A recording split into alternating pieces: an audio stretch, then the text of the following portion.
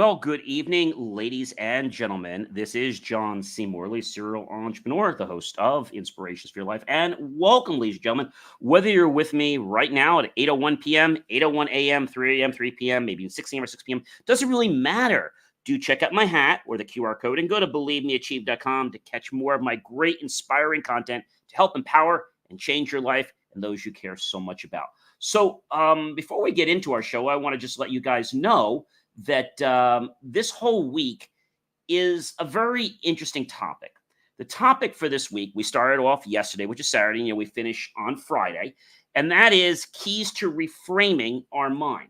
Now, there's a lot to that. Yesterday, we started talking about what reframing is, and we've got a lot more to cover, but today's show, or tonight's show, is going to really dive into some areas that I think you're going to open up your eyes and hopefully your ears. Today's granular topic is a life story that changed a person's world. We're on series 3, which means we're in the 3rd year. Wow, we're almost going in the 4th year. And that's show 31, and we are on episode number 2. So my guest tonight is a very interesting person. We had a conversation a while back, and there's always such a delay from when we first talked to scheduling to getting them on our show. Dan MacQueen is an amazing guy. First of all, what I want to tell you about him is he's an international keynote speaker.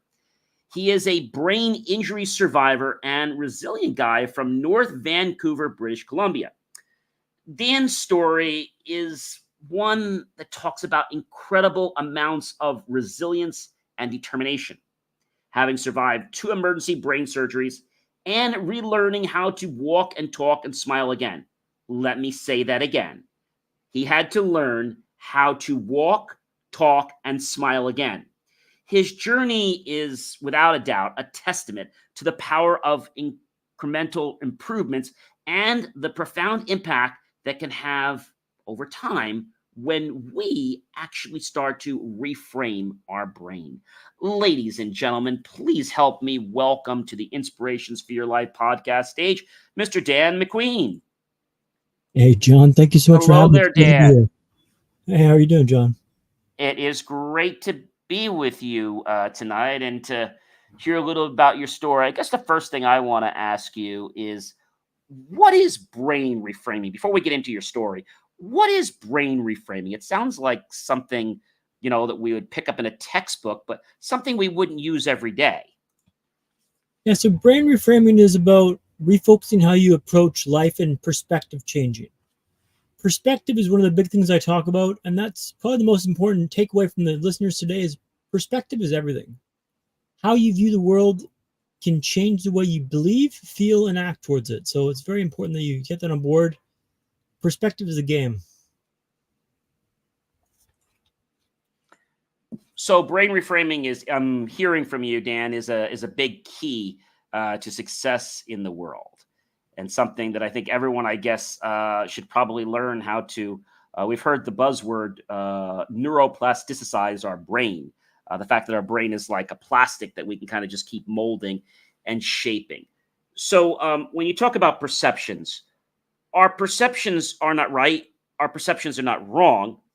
Our perceptions are our reality, whether we want them to be our reality or not. You mentioned the perception thing, which is basically our reality. Now, I want to ask you something about your journey. Before you had any of these challenges, what was your reality before you had any of these challenges that hit your life? Healthy, active guy, 28-year-old, living and working in London, England. Living life, big nights out, closing down the bars, blowing my paycheck in a single weekend. You get paid once in London, which took me a few months to realize. Happy-go-lucky guy, no problems in the world. And then all of a sudden, it just kind of hit me. So you mentioned it kind of hit you. So give us a little bit of a bird's eye view. What hit you? And tell us a little about your story so our listeners understand, how did your life change? Yeah, so this story takes place back in jolly old London, England in 2014. So take yourselves back there. London's a very vibrant, beautiful city. Working in tech, living in London, enjoying my best life. Started having these headaches that were getting persistently worse over a few weeks. Taking painkillers like candy for them, my head was pounding. Headaches would get so bad, my vision turned spotty and starry, and sometimes it go black. So in the tube one day, the tube's how you zigzag around London. On the district line, lumbering towards Notting Hill Gate, the headaches were so bad, my vision turned starry and then started to fade to black. So it's a race. Arrived at Notting Hill Gate tube station, stepped onto the platform, mind the gap, and the lights go out, John. Now I want to ask you, John, as an able-sighted person your whole life, all of a sudden you're thrust into the depths of blindness. How would you respond and react to this initial thoughts, please?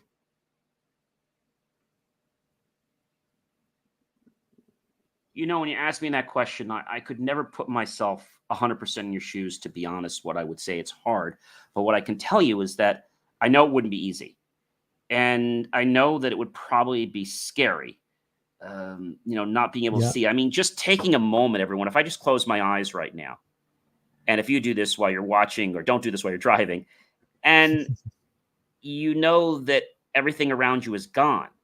But I also know that in a fraction of a second, I can open my eyes again.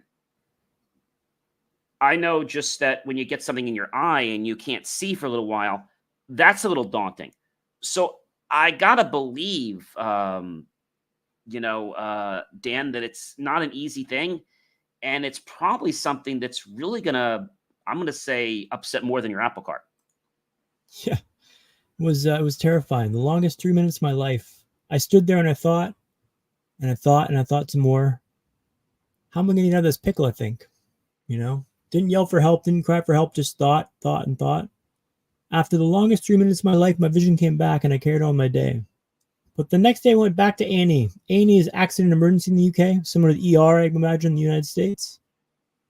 And I told them what had happened. Something's definitely wrong here. I was blind on a tube station in London. What's going on? They ran some more tests, and again, they thought it was vertigo. They sent me home. On the way out, they told me I could always get my eyes checked in an optometrist. Interesting. The next day, I found myself in Mr. Patel's chair. He was midway through a routine exam when he stops the exam. Not a casual move. Excuses himself from the room and comes back a few minutes later with a sealed envelope, which he hands to me. He tells me to go directly to Moorfields Hospital, which I did. Well, John, tell a lie. I stopped at home first to grab a Jack Reacher book by Lee Child, a phone charger and a bite to eat. Then I made my way to Moorfields Hospital, handed them that same sealed envelope. They ran the same tests again, then escalated me up to Charing Cross Hospital. We're getting somewhere. I'm thinking, this is positive. This is good. Now, it turns out I had a dangerous buildup of pressure in my brain caused from a non-cancerous cyst in my pineal gland. Now, it turns out I required emergency brain surgery tomorrow. Now, it turns out my world's about to change altogether. After a frantic back and forth with folks in Canada, the last text message my mom received reads, "I'll see you soon, Mom. Think I'll have a new haircut next time I see you." Mom's in the air flying to London on June 21st, 2014. I'm on the operating table. Something goes horribly wrong.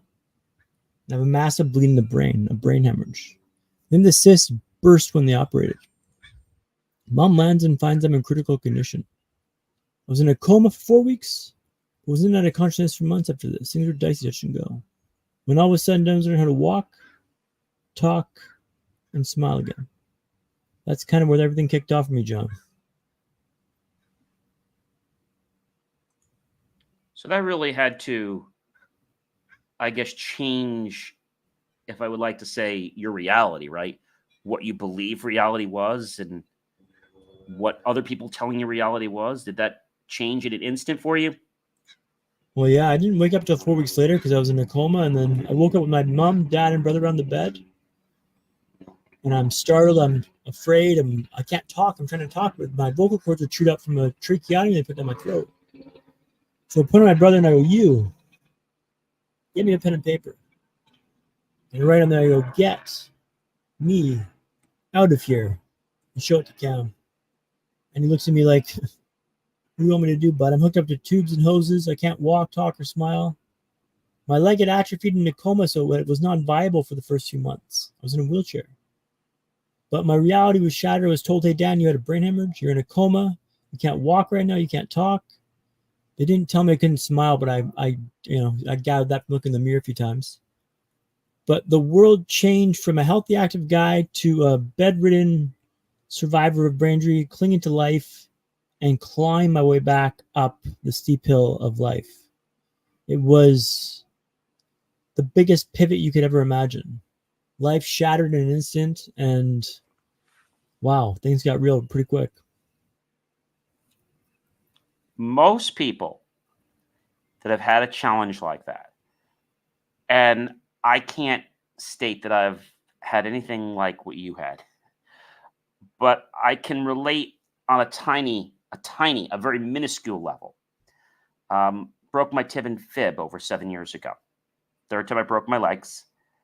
And I broke it real quickly because the mountain I've been going to for years, they sold it to their grandkids. Well, why I say this to you is that when that happened to me, everything changed.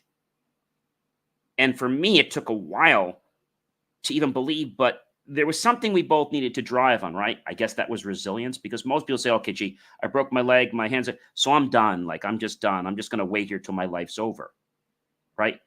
I didn't think I was ever going to walk again in my life. People thought I said, I know I'm going to walk. But other people were like, you're not going to walk. And I chose to do all this, Dan, without surgery. So I can just know what it's like to not ever walk. But just knowing you got to have that fighting spirit. So I want to ask you, Dan, because I had a similar situation.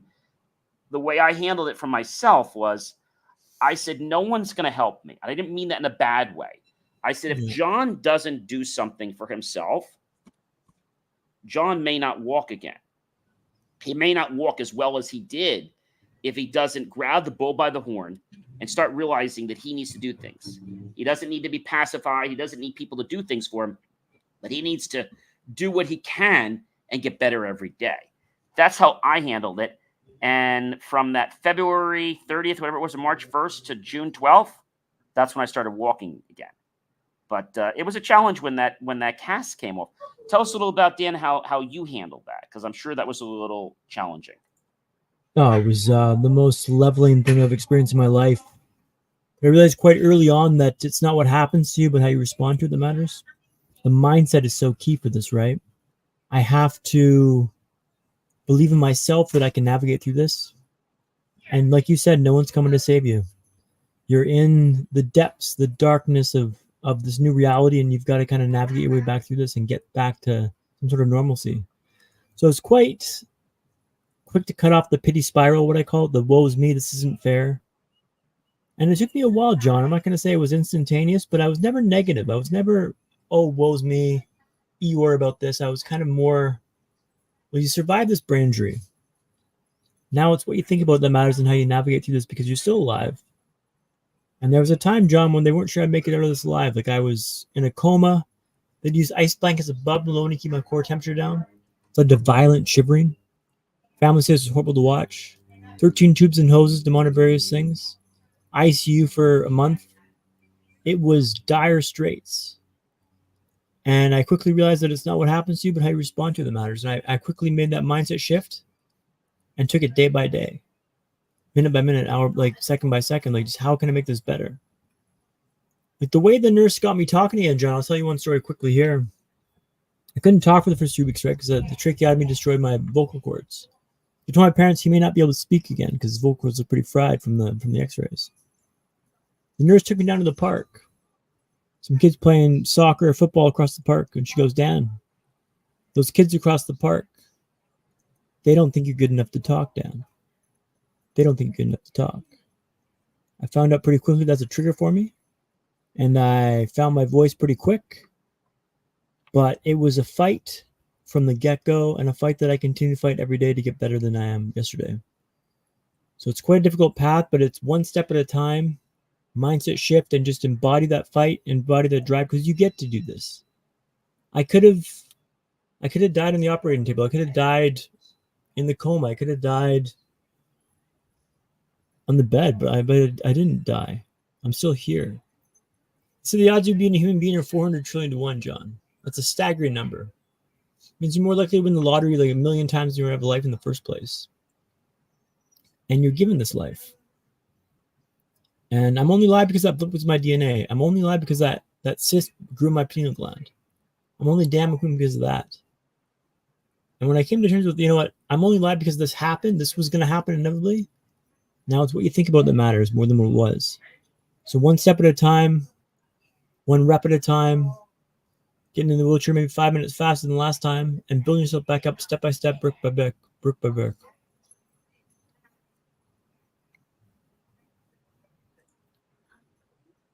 That's just something that's very hard to comprehend. And a lot of our listeners and viewers probably tonight or whenever you're watching or listening to us, it's very hard, especially when we know in life no one's here to help us. And I don't say that for a bad reason. I say that everyone's all busy and they're all caught up in their own stuff for whatever reasons. I'm not saying it's right. I'm not saying it's wrong. That's not what I'm here to talk about. I'm here to say that if you want to change your life, you got to change yourself. What did Einstein say? If we do the same thing over and over again and we expect different results, what is that? Insanity. Insanity, yeah. So I agree with you with that, with your thought, and I believe the same thing, that we're going to get different cards dealt to us. We can have people give us a hard time. We can have relationship challenges. It could be financial challenges. It could be health challenges. It could be anything. And at the end of the day, it's not what balls get thrown to us, but how we hit them or how we miss them. Exactly. And I think a lot of people are so under the woe is me, because you got to make that decision up very early on, Dan, that, I'm not in it for a pity party. I'm in it to get to the next point. Your story reminds me very similar, and I forget the gentleman's name. You might have read about him. He was pretty well known. He had an issue where he had a collapsed lung, and he was in the hospital for a long time. It was all because of a serious plane injury, and they thought he would never be able to breathe well again on his own or be able to even walk again. And he spent days and days. He was determined to be well before Christmas. Now, this was like almost 250 some days before Christmas. And every day he kept doing those exercises, with the ball, so he could like relive in his lungs a little bit. And about 2 days before Christmas, he walked down the hallway the first time. And on Christmas Day, he was released from the hospital. That's awesome. Something everyone else said that he couldn't do, that he couldn't grow his lungs back. And I'm here to tell you that I don't care what anybody else tells you. You don't need to buy into what they tell you. If you associate with it, you're done. If you just let it push by you like water in the shower, then it has no effect on you and it's disassociated. So I think we have a choice in life, Dan, that we have to decide what information we're going to hang on to and what information we're just going to let slip. Oh, I agree with you entirely, John. I'd love to share a story with you about wearing the splint and walking in Tune Broadway. It kind of showcased the mindset and how difficult things were at the time. So splint's like a cast you over my left leg, gently tease at the leg muscles, what they told me in the hospital. That was the bag of goods that was sold. And truth be told, the first night I wore the splint through the night, no issue, no stress. This will be easy. I thought this will be easy. It's not going to be easy, is it, John? The second night, after 20 minutes it was painful. After 30 minutes it was dreadful. After 40 minutes it was unbearable. I buzzed the nurse. Take the splint off my leg, please. I can't handle the pain. But I told him, tomorrow we're doing this for an hour.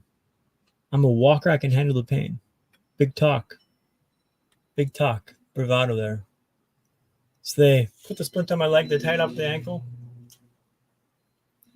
They open-shouldered the Wilson board. Now, the Wilson board was an L shape, so short on this side, long on this side. Okay, short on this side, long on this side. They leave me in a hospital room that smells like only a hospital room can smell. Sanitized, sterilized.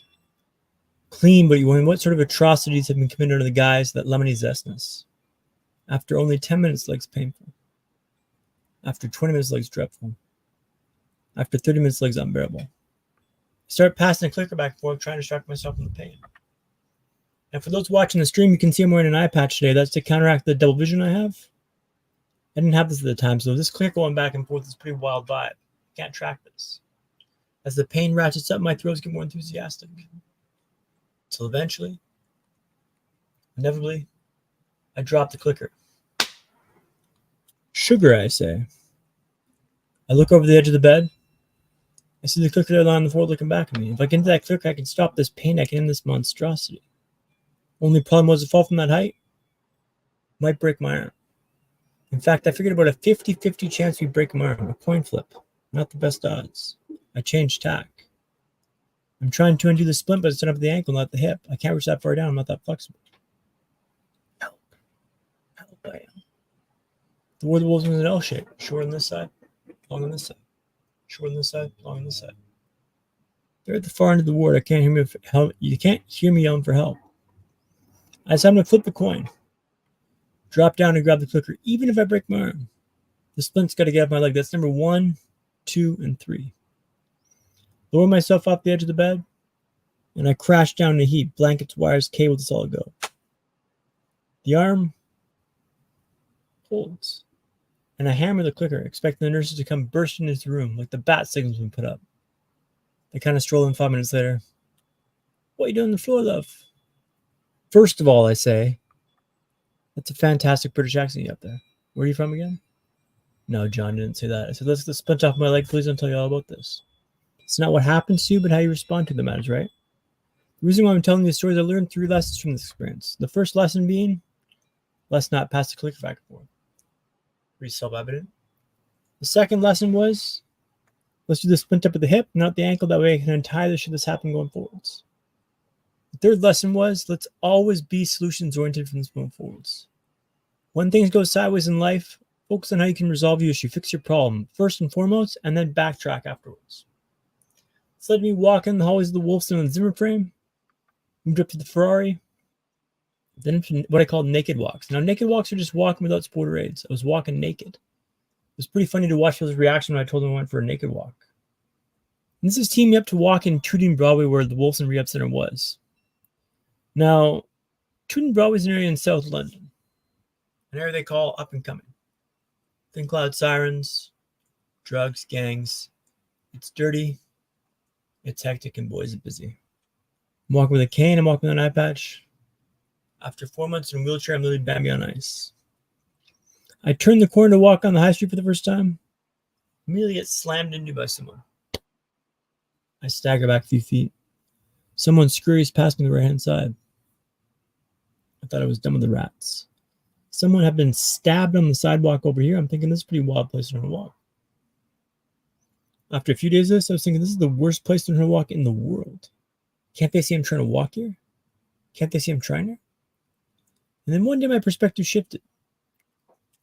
Maybe this isn't the worst place to walk in the world. No, maybe it's the best. If I can walk here, I can walk anywhere. Now, John, Tooting Broadway didn't change, right? But it went from the worst to the best in my mind, and I'm reflecting that.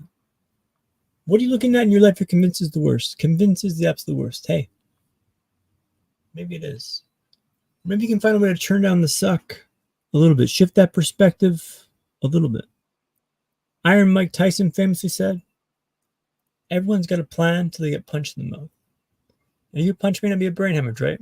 Facts. It will be a job loss, a breakup, a diagnosis for you or a loved one. You will take that punch to the mouth. How you respond. I'm offering a compass, not a map, but a compass. It always points towards true north. Really things like mindset, perspective, and hacks. Hacks that allow you and your team to be better than yesterday, tomorrow. My name's Dan MacQueen.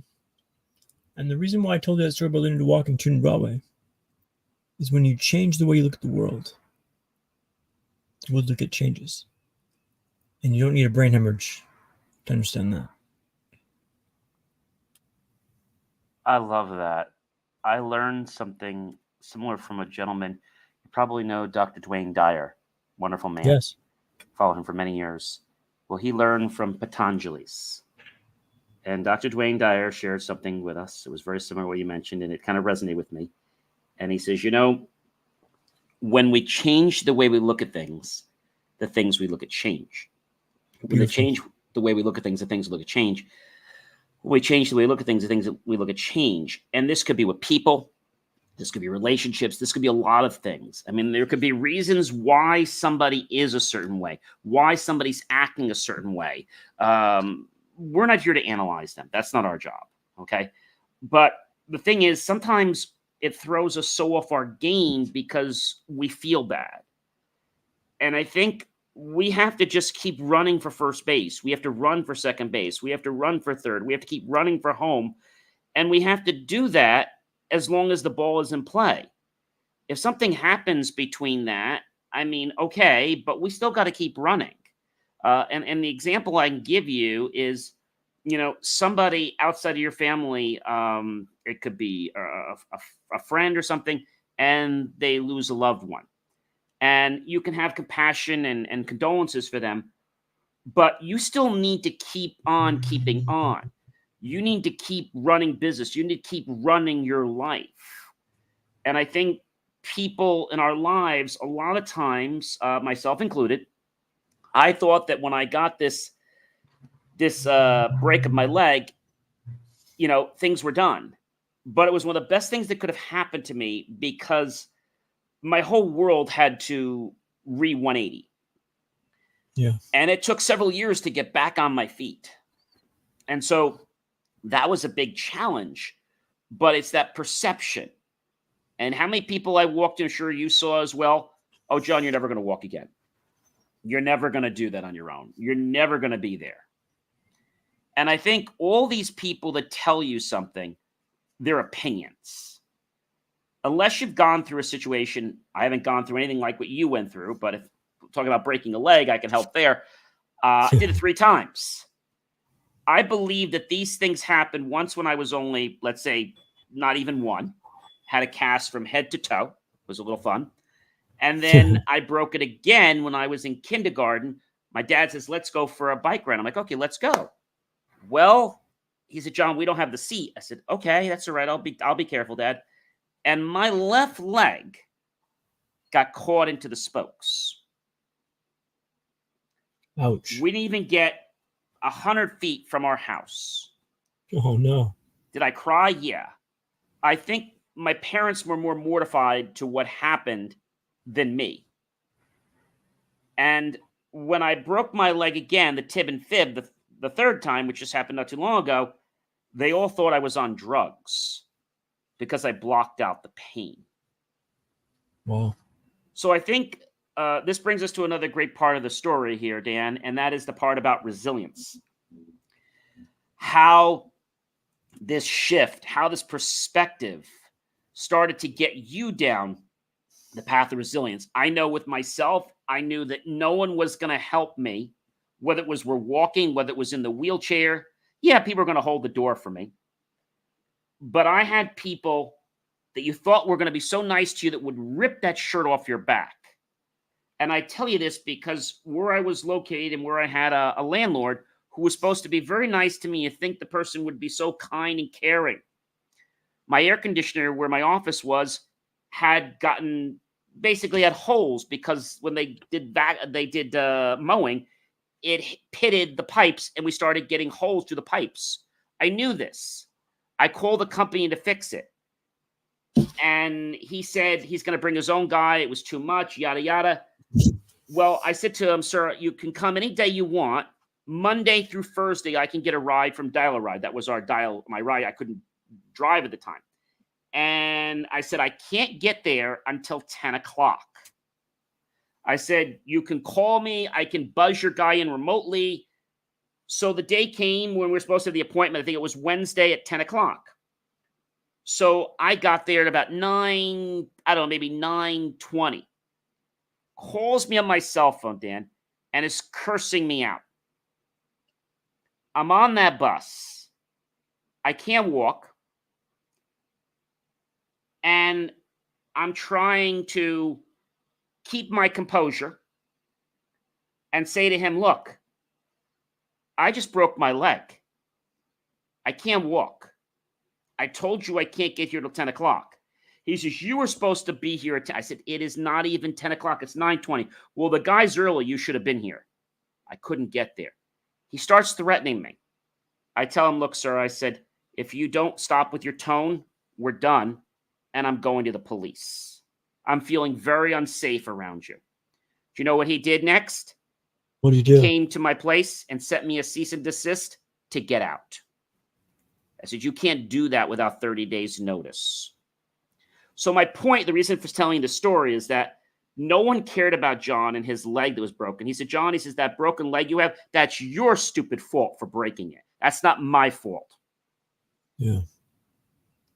And whether you can realize that or whether you want to cry about it, no one is going to help you. So don't look for that pat on the back. If they give it to you, great. But don't go through life expecting people are going to help you, because people are not going to help you. People lie, they cheat, they steal. They have egos, right? And I learned this a very hard way. My dad said to me a long time, he says, John, he says, no one in this world is here to help you. You may think they're here to help you, but really all they're here for is themselves. And that leg break, just like your injury to your head, you know what that was to both of us? That was a wake-up call, Dan. That was a wake-up call that we need to change living the way we are living. We need to start realizing that we're not here to live. We're here to thrive in life. That's very true, John. I want to share one more story about the hospital. So, first days from the brain hemorrhage, it was quite, everyone's there to visit you. The doctors are quite pleasant. They're just telling you all the stuff that happened. You're a survivor. Wow, this is incredible. What a great, resilient story you've got here. In the daytime, it's fine, right? The family's there. The doctors are there. But the nighttime's a different story in the ICU. The night shift comes on. The night nurses come on. And the wails of the patients, the inmate, well, not the inmates, but the patients, that's who they are. The wails still haunt me today. Just the cries, the dire, the stress, the despair in their voice. Because their worlds were shattered, right? Everyone in the ICU's got a major issue, a major setback. But no one's there to help you get through the night. I never told anyone about the nights because no one can help you navigate this. And my folks came over from Vancouver to London. So they were very supportive, very helpful. They wanted to help with everything along the way. But this is something I had to go through on my own. I had to navigate the nights on my own and deal with the haunting nights and cries and screams. And eventually I managed to get through it and found a strategy to get through this, but it was something that I had to navigate, right? And John, I'll be very clear that I had a lot of help to get back to where I'm at today. Like my parents came over from Vancouver to London to navigate through the space. My employer, Hootsuite, was phenomenal. But they can't drag you through the rehab. They can help with everything else, but they can't drag you through rehab. You walk, you got to choose to walk. They told, my friend Milos, we did a talk for his firm, Hayfin Capital in London the last few months ago. And the nurse told him after a visit, like, he's probably not going to be able to walk unaided now. And, I walked in a few months later to go visit her at the ICU, and she burst into tears. Because they didn't think I would be able to come back from this. I was a blob on the ICU bed. I couldn't walk, talk, or smile at the stage. And I walked back in a few months later with a cane and an eye patch. And she burst into tears. So the rehab process was arduous, difficult, grindy. It was a lot of work. And eventually I made it back to work. About 10 months from the first brain hemorrhage. Back to work 3.5 days a week. And I moved on the tube before I went to the office, and she'd go off on her walk and I go to the office. One day I didn't show up, John. She called my cell, no response. Walks back to my flat about 5 minutes from the tube from Goldhawk Road. Opens the door and she finds me unconscious on the floor. I had a setback, John. The shunt in my brain had blocked, leading to hydrocephalus, or water on the brain. It's very rare. Happens in less than 10% of cases, I'm told. Lucky me, I thought. So woke up the next day. In the hospital, hearing the beeping noise, the heart monitor going up behind me, beep, beep, beep. What happened? Well, Dan, you had a second setback. We got the blockage. Don't worry, we got the second setback, second brain surgery. You go, all my progress is washed away. I'm working for you to get back to the office, to get back to life, to put this behind me. I describe my recovery like a W, John. So the first setback's down here. Kind of recover back up, but halfway back up. The second setback's not where the first one was, much lower. The depths of the human experience. Your hopes and dreams get snickered at. You thought you had a chance, bud. We got you back down when we want you, man. You're not going anywhere. I was low in the depths of the human experience with this. It took everything to keep my mindset pure, keep myself focused on the prize. All my progress was washed away in an instant. In an instant, it was washed away. A year of rehab. I've been working so hard to get back to everything. In an instant, it's gone. And I was down for a while. But eventually I realized that, you know what, you knew how to rehab. I could build back up. Even though the gains from rehab were lost, I knew that I could do to my mind. I had calloused the mind to know that I could build back up and rehab better. So eventually I realized it's not what happens to you. It's not what happens to you, but how you respond to the matters, right? So inch by inch, row by row, I kind of got back up and started building myself back up to work and life and talking and all this stuff. But it was devastating, John. The darkest time for me and my family was that time there. I'd been in rehab for 6 months, so I couldn't go back to in-person rehab. We did this all from a telephone and abroad. Or not abroad, but over the phone and in-person visits. So scrambling back up again, I continue to rise back up. The ascent is what I call my life now. The ascent after that second W dip. But it's a mindset game 100%. The doctors asked me initially what was the most difficult thing. And I told them physical, no doubt. I used to play a lot of sports. Soccer, hockey, volleyball, softball, skiing. I was a big sportsman. I couldn't walk. I was devastated by this, right? Over time, I realized that was nothing compared to the mental game, the mental anguish and distress I faced and suffered and had to rebuild myself. The soft skills are kind of gone after a brain injury, right? You kind of say things that are a bit more blunt and less tactile than they were in the past. But that was by far the most difficult part of this process, was the mental part of the game, the mental rehab, the ascent. But Dan, let's talk about how the mental game is very interesting, and that's something I think that a lot of people don't realize, especially in the sports or if it's after a recovery from a surgery or something. Tell our viewers and listeners a little bit about how you actually did the reframing. Let's talk about what you did in the brain. How did you rebuild yourself with your brain? Yeah, well, you can what's the word I'm looking for? Not neuroplasticity is real. You can retrain your brain, but it takes work. So I meditate. I focus on breathing. I focus on, big gurus like Tim Ferriss and Chase Jarvis and Gary Vaynerchuk, the mindset about how you can address and attack life's issues and problems. And I slowly realized, look, this didn't kill you. Came pretty close. The second time was pretty dire. Because now it's what you think about it that matters, not what it was. And I realized that I could navigate through this again. And it took a while, John. I'll be honest with you. It took a while for me to get off the map, but I made that choice in my mind. It was simple, not easy. Simple to choose. I wanted to be able to get back to life and normal life, but it wasn't easy to do that. Simple, not easy. So it's just everyday intentional steps and intentional mindsets about everything that happens to you, reframing that to the positive. It's a great video by Jocko Willink called Good. I'm not sure if you're familiar with it, but it goes essentially like something bad happens, good. This happened because of it. I remember going to a cafe down the road in London in Shepherd's Bush. I have these headphones, these ones I'm wearing now. The second I leave the house, the headphones die. And instantly I think, good. I'm close by the house, I can get the charger and charge them up again. Had I been in the cafe, I'd be without headphones the whole time. But that subtle reframe about good is everything. And I'm telling you right now, that's worth the squeeze. That's the mindset you got to take on board and navigate through this. But that's a small way that I've kind of reframed my mind with this, and hopefully that's a perspective for you there, John. So it's just about what I like to call is put a positive spin on everything. There was a quick story with a gentleman.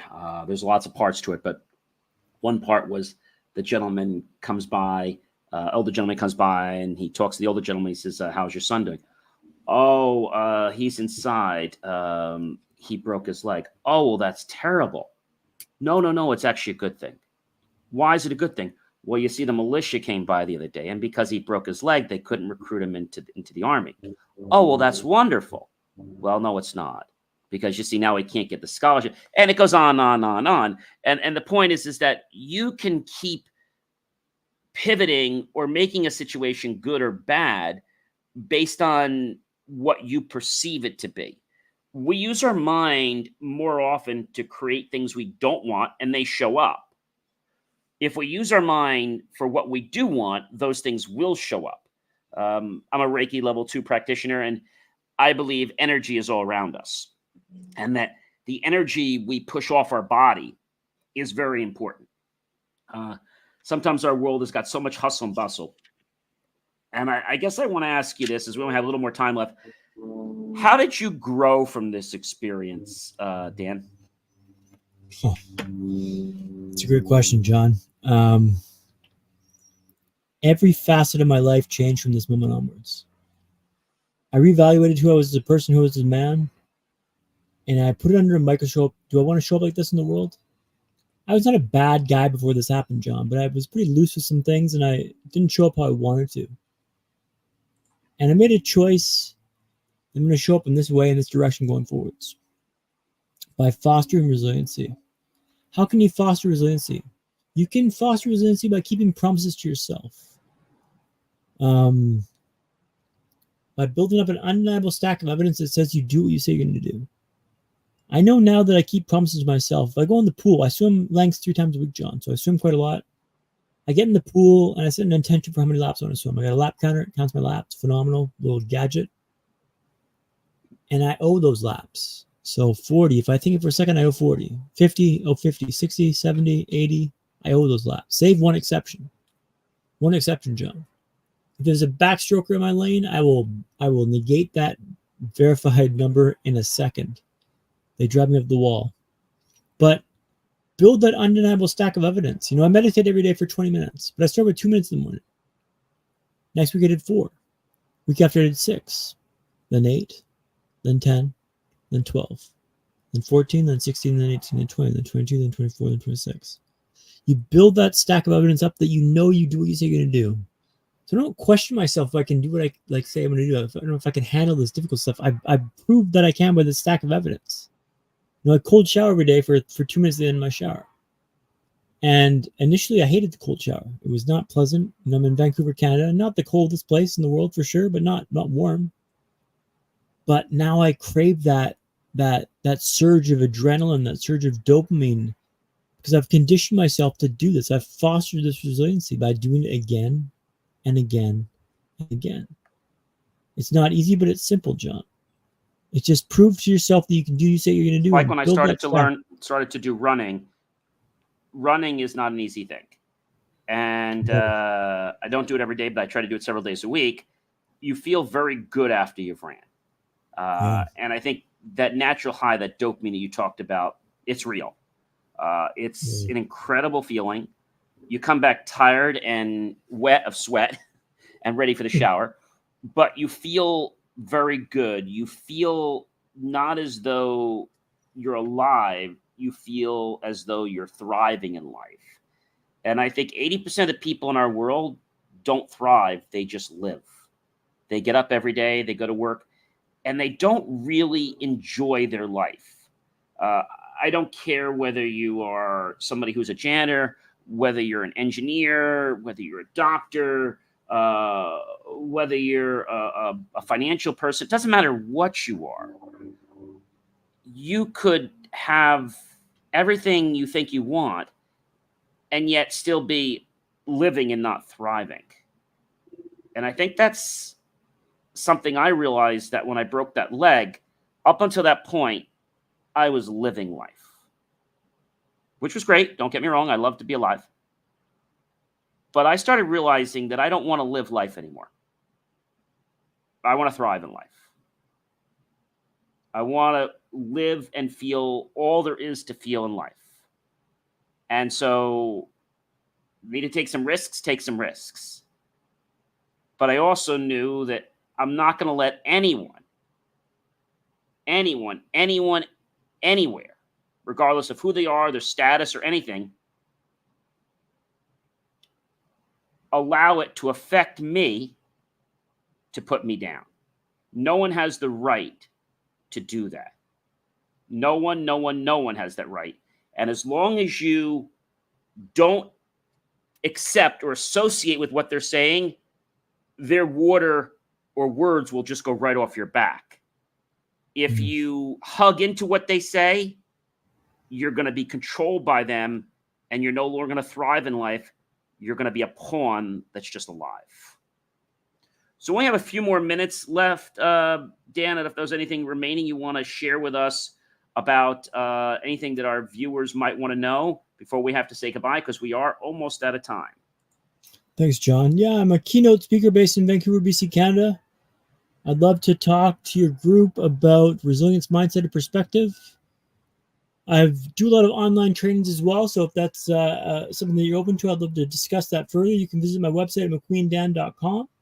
There's a contact form on the website at the very bottom. You can check that out. But I'm helping to change the way you look at the world, right? Sure, the way out is through. I'm never going to settle for life. I'm chasing the life I want to live now. I'm chasing the life I want to live because I'm not going to let you put your preconceived notions of what's possible, what's not possible. They told me I couldn't walk. They told me I couldn't talk. They didn't tell me I couldn't smile, but it's still a work in progress as we go here, John. But it's life happens for you, not to you. Get after it and chase it down every day. Every day you got to fight that battle. And you win the battle when you fight the battle. So fight the battle every day, please. Thank you, John. Dan, it's been amazing being with you here tonight and learning from you. I just want to end on the fact that a very wise person once said, you're going to build this new house. You're building a multi-billion-dollar home. And you say to yourself, well, gee, that's not possible. I don't have the money today. So as soon as you say it's not possible, it means you don't want it. Now, you might not have it today. I'm getting that money. And each day I'm working harder to be able to make that become a reality. So remember, as soon as we put an excuse in our pathway, or I like to say put snow on our walkway, we are directly telling the universe that we don't want it. So let's stop making excuses. Let's realize that we can have anything we want in this world unless we do one thing. We don't ever want to harm, hurt, or disparage another person.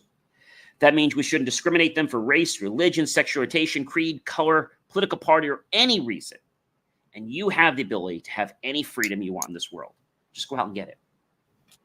Dan, it has been an amazing privilege and pleasure to hear your story, to hear about your amazing resilience with the challenges you went through. And that's the thing. If we look at life with challenges, we can overcome challenges. People don't want to overcome problems. And I hope you guys have found this to be not only inspiring, but maybe gave you a springboard of the fact that there's more possibilities than you thought were around. Thanks again, Dan. Really appreciate it. Thank you very much, John. All the best. Ladies and gentlemen, that was a very remarkable man. In case you did not catch it, you can catch the replay. But I think you guys are really, if you haven't had a chance to listen or watch the show, go back and watch it or listen to it. Dan MacQueen. And in case you just tuned into us, just now, which I hope you didn't do, he is an amazing person. He is a keynote speaker. But I think the thing that's most remarkable about him is his vision and his resilience about going forward. Be sure to check out believemeachieve.com for more of my amazing, inspiring creations by either scanning that QR code or going to believemeachieve.com. And I will leave you with this tonight, ladies and gentlemen. If anyone around you, whether it's somebody you know, somebody you love, a friend, or even a stranger, tells you you can't, Remember, how you choose to perceive that will be what's so. That means that if you associate and accept what they say and you believe it, you've allowed them to control you. If you say no, you can be what you want to be. Have yourself a great rest of your night, and I'll catch you guys on another show soon, all right?